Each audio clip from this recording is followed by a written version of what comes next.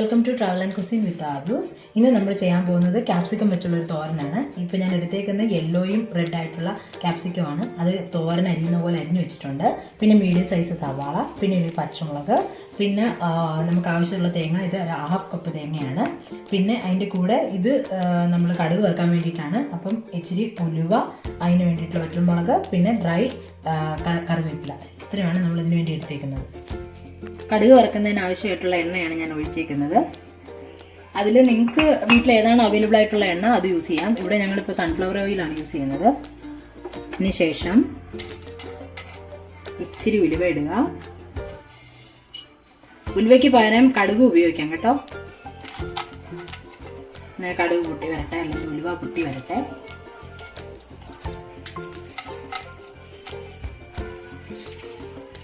ഞാൻ ഇതിനകത്തോട്ട് വറ്റൽമുളക് ഇടുക. പിന്നെ ആവശ്യത്തിന് കറിവേപ്പില ഇടുക.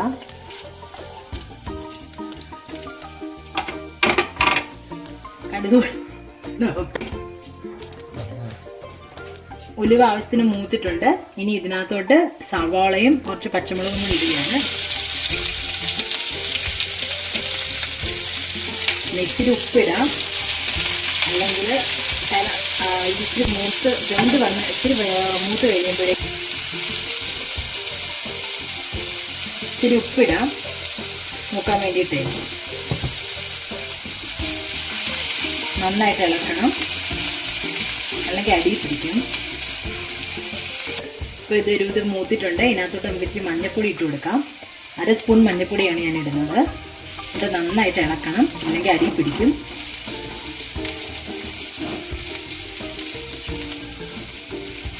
നന്നായിട്ട് ആ പച്ചമണമൊക്കെ മാറി നമ്മൾ തോരൻ ആവശ്യമുള്ളൊരു കൺസിസ്റ്റൻസിയിൽ എത്തുമ്പോഴേക്കും നമ്മൾ നന്നായിട്ട് ഇളക്കി കൊടുത്തുകൊണ്ടിരിക്കണം.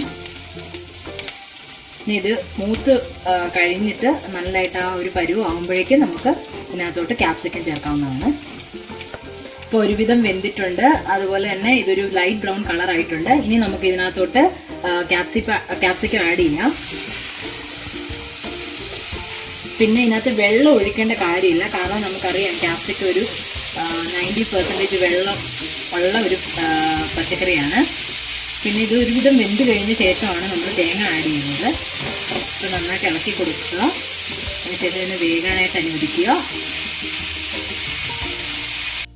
ഇളക്കിയിട്ട് നല്ലതായിട്ടൊന്ന് ഇളക്കിയിട്ട് ഒന്ന് തട്ടിപ്പൊത്തി വെക്കുക എന്നൊക്കെ പറയില്ലേ, നമ്മളിങ്ങനെ ചേർത്ത് മിഡിലേക്ക് വെച്ചിട്ട് ഇത് അടച്ച് വയ്ക്കാം. അടച്ച് വെച്ച് വേവിക്കണം. ഇനി വേവുന്ന വരെ നമുക്ക് വെയിറ്റ് ചെയ്യാം. ഇപ്പോൾ ഇത് വെന്തിട്ടുണ്ട്. ഒരു ഹാഫ് ബോയിലായിട്ടുണ്ട്. നല്ല രീതിയിൽ കുക്കറിനൊന്ന് ഇളക്കി കൊടുക്കുക. ഇനി നമുക്ക് ഇത്രയും വേവാകുമ്പോൾ നമുക്ക് തേങ്ങ ആഡ് ചെയ്യാം. ഇവിടെ ഡ്രൈ കോക്കനട്ടാണ് കിട്ടുന്നത്, അതുകൊണ്ട് നമ്മൾ ഡ്രൈ കോക്കനട്ടാണ് ഇടുന്നത്. നന്നായിട്ട് ഇളക്കി കൊടുക്കണം.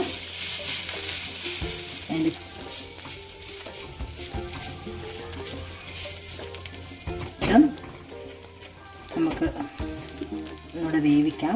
ഇതെല്ലാം നന്നായിട്ട് ഇളക്കി തേങ്ങയിട്ട ശേഷം നന്നായിട്ട് ഇളക്കിയ ശേഷം നമുക്ക് ഒന്ന് തട്ടിപ്പൊത്തി വെക്കാം.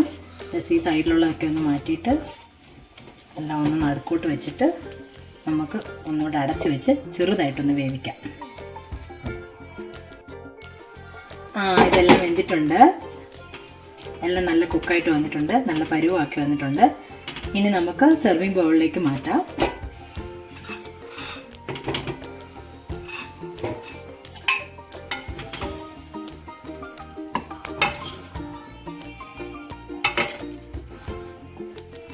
ബൗളിലേക്ക് മാറ്റിയിട്ടുണ്ട്. ഇതൊരു നല്ല ഡിഷാണ്. എല്ലാവരും ഒന്ന് ട്രൈ ചെയ്ത് നോക്കണേ. എന്നിട്ട് ഇഷ്ടപ്പെടുവാണെങ്കിൽ കമൻറ്റ് ചെയ്യണം, ലൈക്ക് ചെയ്യണം ആൻഡ് സബ്സ്ക്രൈബ് ചെയ്യണം. പിന്നെ മാക്സിമം സപ്പോർട്ട് ചെയ്യണം ഞങ്ങളുടെ ചാനൽ. Thank you.